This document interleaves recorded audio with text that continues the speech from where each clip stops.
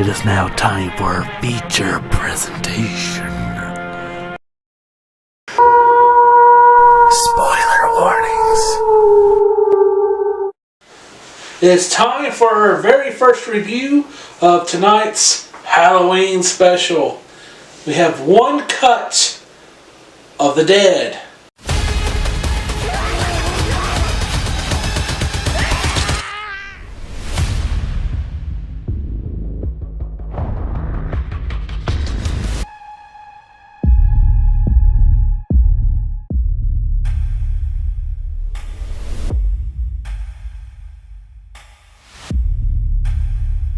I got the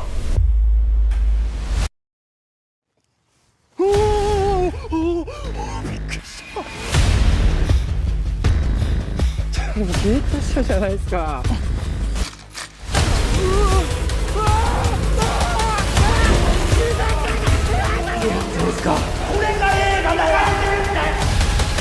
撮影は続ける。カメラは止めない。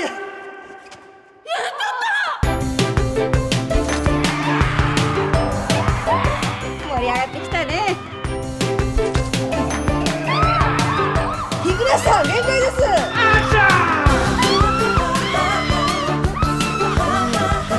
リアルっすね。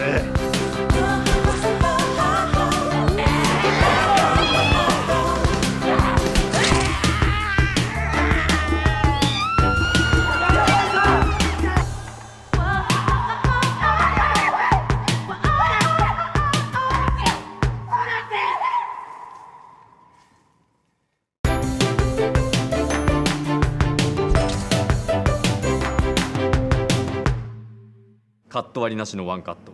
最初から最後まで一度もカメラを止めません。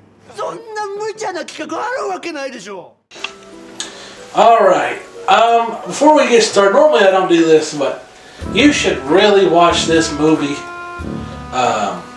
Dwayne, I went in as blind as humanly possible, and I think that affected my movie-going experience. All I knew was I'm sure zombies are going to be in here, and they might something to do with film. And I was right.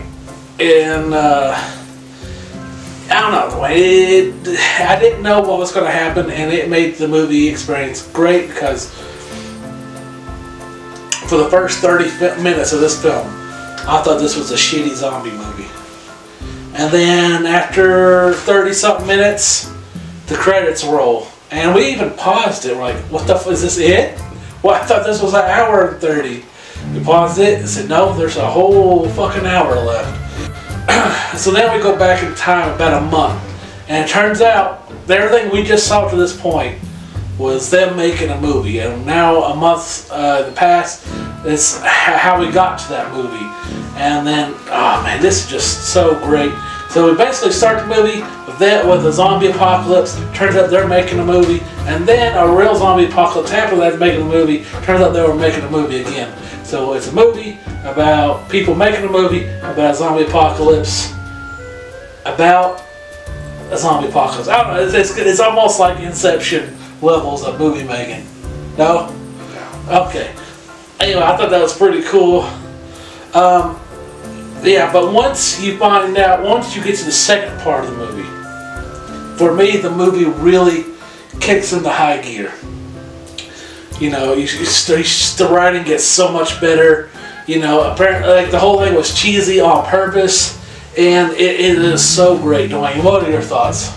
Alright, so this is one I heard of but hadn't seen. And you told me after you watched it to go in blind, so I did. I didn't look at any reviews or nothing on it. And like you said, I started watching it and I'm like, this is a crappy movie.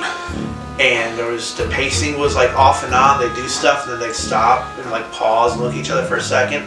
And then they go on again with the movie. And I'm like, well, this sucks. And about, like you said, about 35 minutes into it, it looks like it ends and they're rolling credits. I'm like, well, is this like an anthology maybe? But then it says it goes back a month and it actually shows the people getting ready to talk about, hey, we're going to make a horror movie. And we're going to do a live shot, one cut. It's one cut for the dead. One long 30-minute cut. And it shows behind the scenes how the people making the movie are trying to get the actors to do things correctly. Like one, the guy's like really famous and he only wants to do certain things, and one guy's got a weak stomach so he can only do certain things and certain times and stuff. But like you said, it's once it gets going and you see what's happening behind the scenes, and it's like you said, it's a movie about a movie crew making a horror movie. And it's actually, when I first watched it, I was like, is that what we're watching? Is this like a movie about a movie making a movie? And it's what it was. And like you said, it was really good once you got to the people actually making the movie.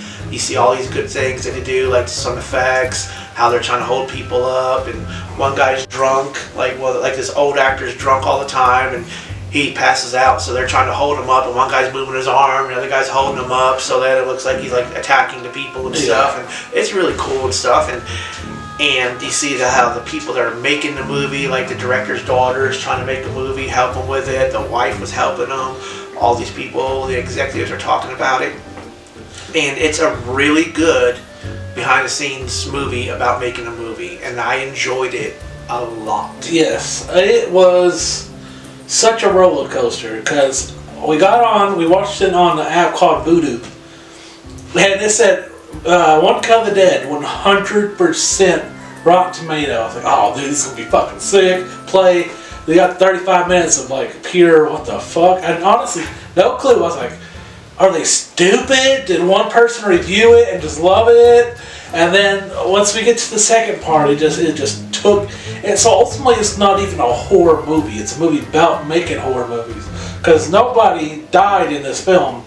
You know, on canon died in this film.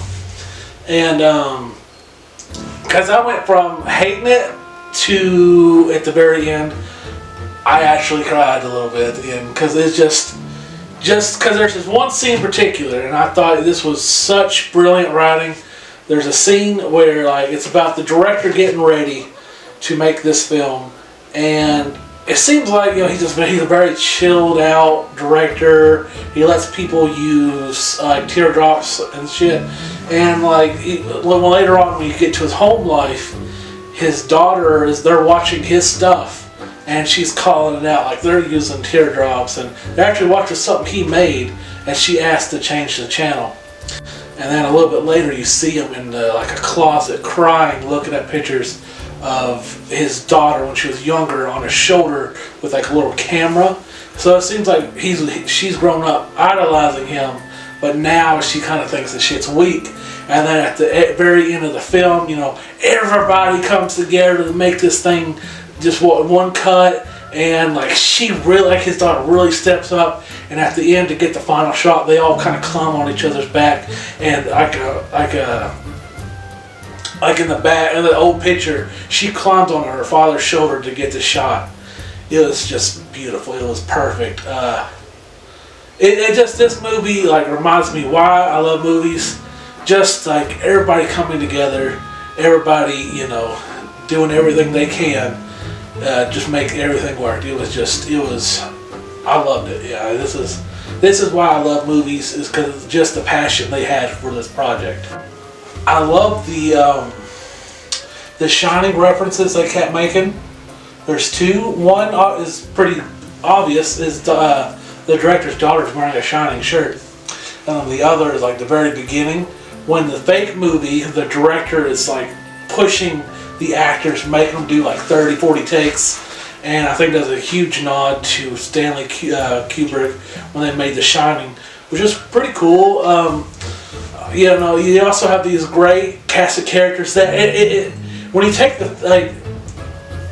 so the movie is 30 minutes of the movie they're filming. You see it one cut. You see the whole movie, the very first beginning of the movie. In the middle of the movie, it shows how they made it and got to the movie.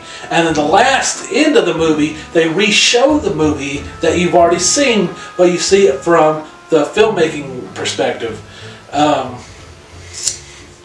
which was really nice. And then you could be able to build great characters just in the middle of the film. And like Dwayne said, he had the drunk, and he had that one guy who has all these issues. And there's this hilarious scene where he's about to shit himself, and then like he finally runs and finds someplace to shit. And as he's shitting, there's so pressed for time. They do the zombie makeup while he's taking a dump, and he's like, "Oh my god!" It was awesome, and then it was just like it was such like I felt bad during the first part of the movie, first 30 minutes. Like, I can't believe I had Dwayne buy this $30 fucking film. I feel bad, and then it got really good. Oh man, I had such a blast with this film, Dwayne. Also, I found out that when they filmed the movie, they did it in one cut as well. And it took 2 days, I think 6 takes. Oh yeah. They got it, which was awesome. Oh man, this movie, Dwayne, I don't know, it was very, very surprised and just had a blast. What are your final thoughts and grade on this? So I really liked it.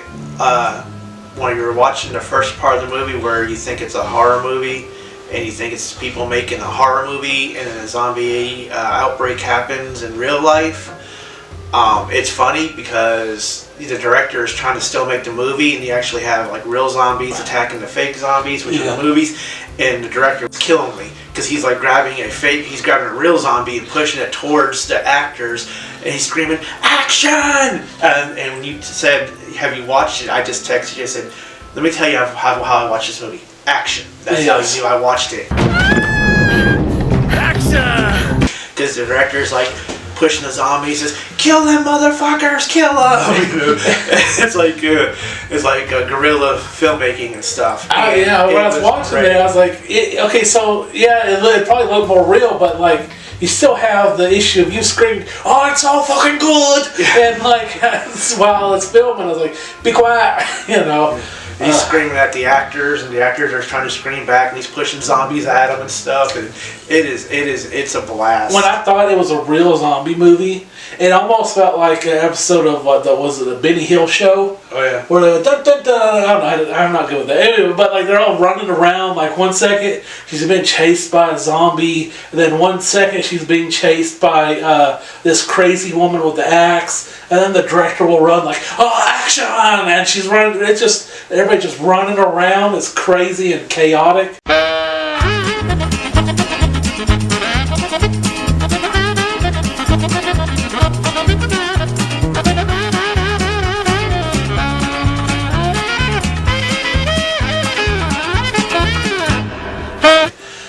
One thing I also loved was that one actress couldn't make it, so they're down an actress, and then his daughter suggests his wife. He goes, no, I remember how she used to be. We can't use her. And the next thing you know, she's in the movie.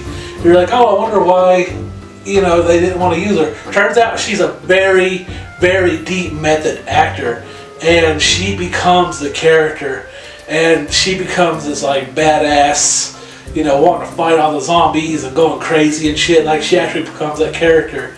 And while they're filming it, like, she was going so crazy. Like, at one point it looks like she gets hit in the head with the axe, and she just jumps up out of nowhere, and like he like had to really choke her out and make her pass out to stop.